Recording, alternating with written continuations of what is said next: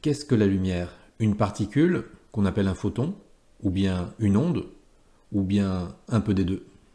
La description de la lumière a longtemps oscillé entre ces deux visions qui sont en apparence opposées. D'un côté, celle d'une onde, similaire à une vague qui se déplace à la surface de l'eau. De l'autre, celle d'un ensemble de corpuscules minuscules et d'énergie bien définie qu'on appelle les photons.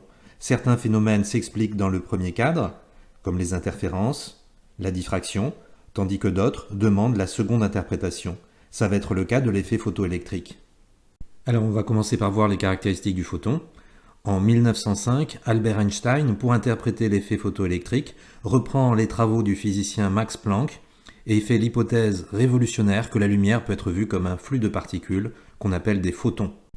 Donc dans ce modèle particulier, un photon qui associé cependant à un rayonnement monochromatique, c'est-à-dire une onde de fréquence nue ou de longueur d'onde dans le vide lambda, possède une masse nulle, se déplace dans le vide à la vitesse de la lumière, 3,010 puissance 8 mètres par seconde, et va avoir une énergie qui va être donnée par cette relation.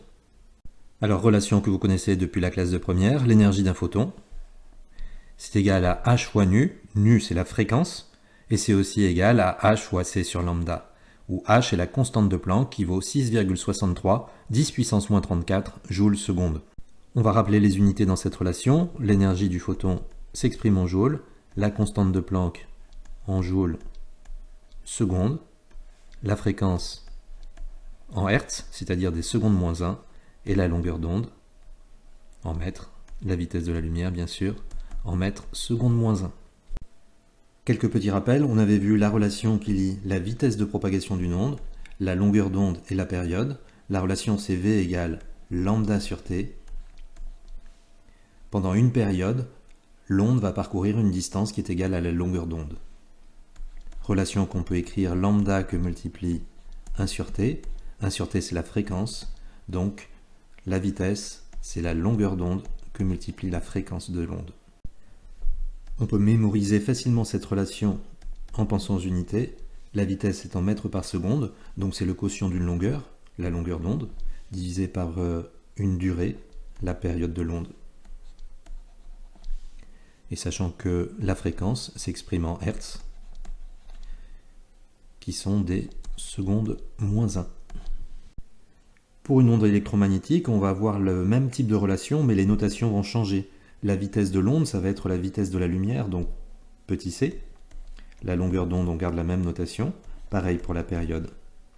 Mais par contre, la fréquence, dans le cas d'une onde électromagnétique, se représente par la lettre nu, à ne surtout pas confondre avec la lettre V, qui fait référence à la vitesse. Donc C égale lambda sur T égale lambda fois nu.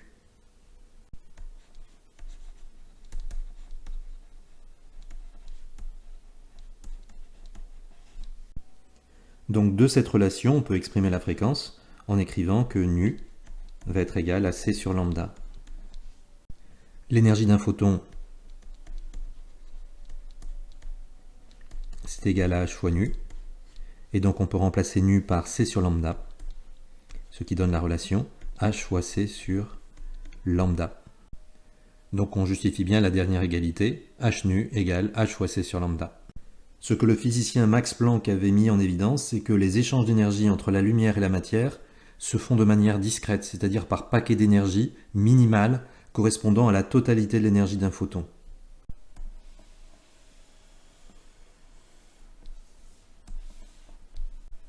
C'est un peu comme quand vous allez acheter du beurre au supermarché, vous ne pouvez pas acheter n'importe quelle quantité. Vous ne pouvez acheter que des multiples entiers d'une plaquette de beurre. Une plaquette, deux plaquettes, trois plaquettes, mais pas une plaquette et demie, une plaquette virgule 2. Et Planck donc dit qu'il en va de même pour les échanges d'énergie entre la lumière et la matière. Ces échanges d'énergie ne peuvent se faire que par paquets. Ces paquets d'énergie qu'il appelle des quantas. Et donc un quanta d'énergie, ici, ça va être l'énergie d'un photon, c'est-à-dire H fois nu, H fois C sur lambda. Mais en l'année 1900, Max Planck ne croit pas vraiment à cette idée. Il l'utilise en fait comme un artifice de calcul qui lui permet d'expliquer le rayonnement du corps noir. Et c'est Albert Einstein qui va aller jusqu'au bout de l'idée de Planck en considérant que la lumière est structurée en un flux de petits paquets d'énergie. ces petits paquets d'énergie qu'on appelle des quantas et que l'on appellera plus tard des photons. Alors qu'est-ce que la lumière? Est-ce un flux de photons, un flux de corpuscules, ou alors une onde, ou bien un peu des deux? Certaines expériences, telles que l'effet photoélectrique, vont être expliquées par l'aspect corpusculaire de la lumière. D'autres expériences, elles, comme les interférences, ou bien la diffraction, vont être expliquées par l'aspect ondulatoire. Pour le physicien américain Richard Feynman, qui a été prix Nobel de physique en 1965, onde ou corpuscule, pour la lumière, personne ne le sait, et c'est mieux de ne pas essayer d'y penser. J'ai cité plusieurs fois ce phénomène d'effet photoélectrique, on va voir maintenant en quoi il consiste. L'effet photoélectrique est l'émission d'électrons par un matériau sous l'action de la lumière. Ce phénomène ne se produit que si la fréquence nue du rayonnement est supérieure à une fréquence seuil, nu 0, qui dépend de la nature du matériau, mais pas de la puissance du faisceau lumineux. On va utiliser cette simulation pour comprendre cet effet photoélectrique. On a ici une plaque de métal dont on peut choisir la nature. On va commencer par du zinc, tout à l'heure ça sera du sodium.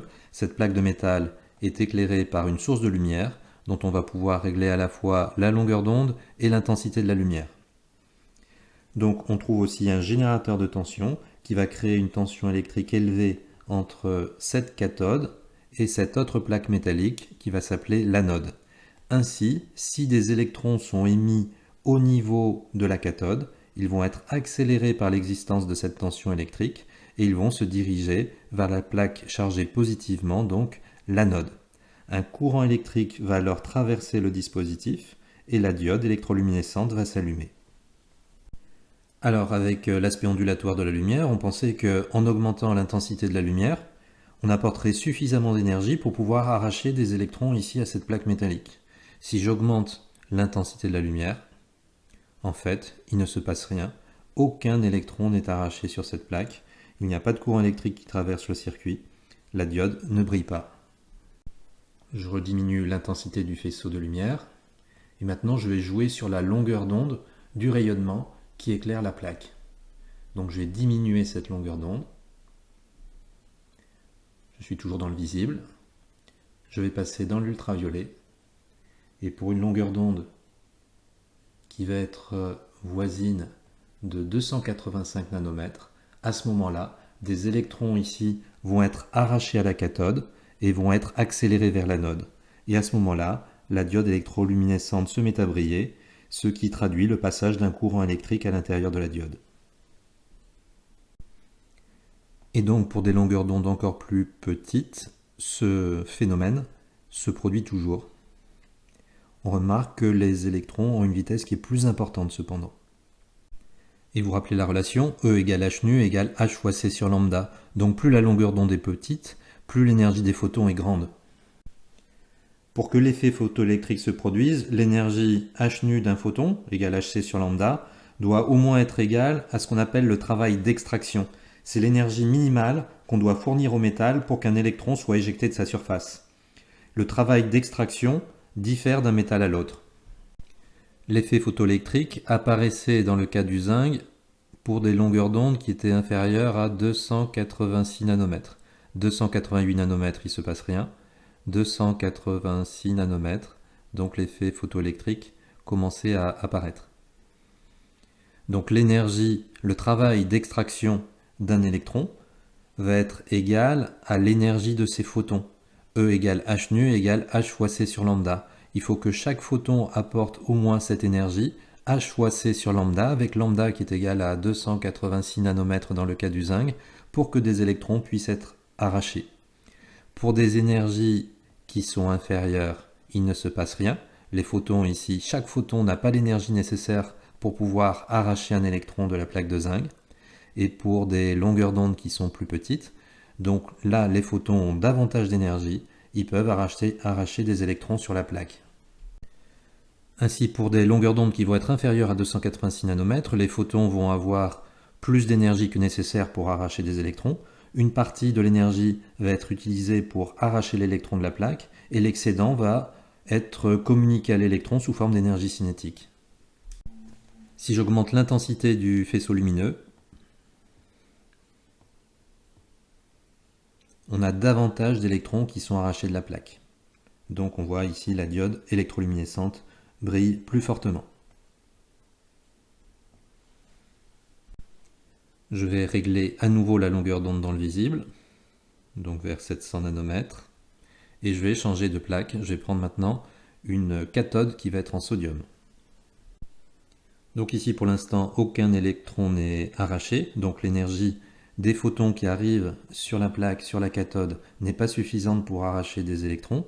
Donc je vais diminuer la longueur d'onde du faisceau lumineux, et en diminuant la longueur d'onde du faisceau lumineux, je vais augmenter l'énergie des photons qui vont arriver sur cette plaque.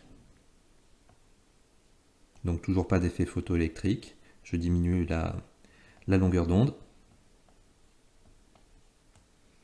Et donc pour une longueur d'onde ici de 539 nanomètres, des électrons sont arrachés de la cathode, parce que l'énergie des photons incidents est suffisante pour réaliser ce travail d'extraction. Donc on voit que ce travail d'extraction, c'est-à-dire cette énergie minimale qui va permettre d'arracher un électron, va dépendre de la nature du métal. Pour le sodium, on a vu que la longueur d'onde qui permettait de réaliser cela, c'était 539 nanomètres, alors que pour le zinc, 286 nanomètres. Et vous vous rappelez, l'énergie d'un photon, c'est h nu égale hc sur lambda. Donc plus lambda est petit, plus l'énergie des photons augmente.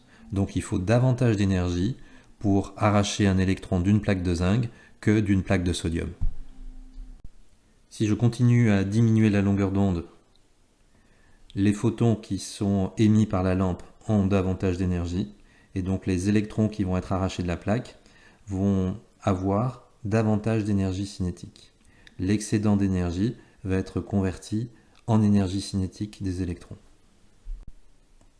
Si j'augmente l'intensité de la lumière, il y a davantage de photons dans le faisceau, donc je vais pouvoir arracher davantage d'électrons sur la plaque. Donc le flux d'électrons va être plus important, donc le courant électrique qui va traverser le circuit va être plus important et la diode va briller plus fortement. L'effet photoélectrique a été observé pour la première fois par l'ingénieur et physicien allemand Heinrich Hertz en 1887. Il ne trouve pas d'interprétation, ce phénomène, avec la conception ondulatoire de la lumière, bien que celle-ci se soit imposée avec succès en expliquant notamment le phénomène d'interférence de la lumière. L'effet photoélectrique a aussi une grande importance historique, car son étude a été décisive pour remettre en cause la théorie des ondes électromagnétiques et proposer un nouveau modèle, dit particulaire, qui conduira à la naissance de la physique quantique. Les phénomènes observés à l'échelle des atomes ne sont en général pas explicables avec les lois de la mécanique newtonienne. Il faut alors utiliser les lois de la physique quantique, physique qui a commencé à être développée au début du XXe siècle. Ainsi, comme on l'a vu dans l'animation, si la lumière apportait progressivement l'énergie nécessaire pour arracher les électrons du métal, comme le prévoit la théorie ondulatoire, il suffirait d'éclairer le métal pendant une durée suffisamment longue pour y parvenir. Or, il n'en est rien. Soit le phénomène a lieu quasi instantanément, soit il n'a pas lieu du tout, car l'énergie apportée par chaque photon est insuffisante pour extraire un électron. C'est ce qui est représenté sur les schémas de droite. Sur le schéma du haut, chaque photon est symbolisé par une petite sinusoïde bleue, et chacun de ces photons a suffisamment d'énergie pour pouvoir extraire des électrons du métal. Pourquoi? Parce que la longueur d'onde est inférieure à une longueur d'onde seuil, lambda 0, qui va permettre ce travail d'extraction. Lambda inférieur à lambda 0, ça signifie que la fréquence est supérieure à une fréquence seuil qu'on va appeler nu0. Dans le schéma du bas, on éclaire avec de la lumière rouge, donc avec un rayonnement qui a une longueur d'onde qui est plus grande, donc les photons ont moins d'énergie, et ici cette énergie est insuffisante pour extraire des électrons. Donc en deçà d'une certaine fréquence, donc au-dessus d'une certaine longueur d'onde, une lumière monochromatique, même de forte puissance, n'est pas capable d'arracher les électrons d'un matériau. Pour que l'effet photoélectrique se produise, l'énergie h nu du photon incident doit au moins être égale au travail d'extraction, c'est-à-dire l'énergie minimale à fournir au métal pour qu'un électron soit éjecté de sa surface. Le travail d'extraction diffère d'un métal à l'autre. Donc, si on note W extraction, ce travail d'extraction d'un électron du métal, si nu inférieur à nu0, alors l'énergie du photon sera plus petite que le travail d'extraction et aucun électron n'est extrait du métal. Par contre, si la fréquence du rayonnement qui éclaire la plaque de métal est supérieure à cette fréquence seuil, à ce moment-là, l'énergie de chaque photon du faisceau va être supérieure à ce travail d'extraction et chaque photon va pouvoir extraire un électron du métal. On l'a vu aussi dans l'animation, lorsque l'énergie du photon incident est supérieure au travail d'extraction, l'excès d'énergie est transféré sous forme d'énergie cinétique à l'électron émis. C'est ce qu'on appelle l'équation d'Einstein de l'effet photoélectrique. Ainsi, l'énergie du photon va se répartir ainsi. Une partie va être utilisée pour extraire l'électron du métal et l'excédent va être transféré à l'électron sous forme d'énergie cinétique. Regardons maintenant les applications. La cellule photoélectrique, c'est la cellule qui était décrite dans l'animation de tout à l'heure. Elle est constituée de deux électrodes, la cathode et l'anode, enfermées dans un tube vide ou rempli d'un gaz inerte. Lorsque la cellule est reliée à un circuit électrique, comprenant une source de tension et que la cathode est éclairée par un rayonnement de fréquence supérieure à sa fréquence seuil, à ce moment-là, elle émet des électrons qui sont collectés à l'anode. Le courant électrique obtenu augmente avec le nombre de photons reçus, donc avec l'intensité de la source de rayonnement. Ainsi, une cellule photoélectrique est un dispositif qui engendre un courant électrique sous l'effet de la lumière, donc elles peuvent être utilisées pour mesurer l'intensité lumineuse d'une source ou bien comme capteur de lumière. L'effet photoélectrique est utilisé dans certains semi-conducteurs. L'utilisation de matériaux semi-conducteurs et l'exploitation de l'effet photoélectrique a permis la mise au point de nombreux dispositifs comme les cellules photovoltaïques et les diodes électroluminescentes. Si l'énergie d'un photon est supérieure à une énergie qu'on appelle énergie du gap, un électron est extrait, ce qui engendre un courant électrique. On réalise ainsi des dispositifs qui vont être capables de convertir l'énergie lumineuse en énergie électrique. Le rendement d'une cellule photovoltaïque mesure l'efficacité de cette conversion d'énergie lumineuse en énergie électrique.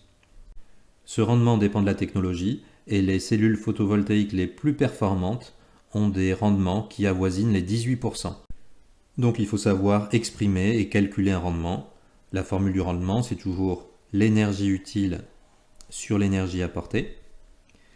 Ici, l'énergie utile, c'est l'énergie électrique qui va avoir été produite par le panneau photovoltaïque, et l'énergie fournie, c'est l'énergie lumineuse apportée par le soleil. Et on a une relation bien sûr qui est analogue si on raisonne sur les puissances.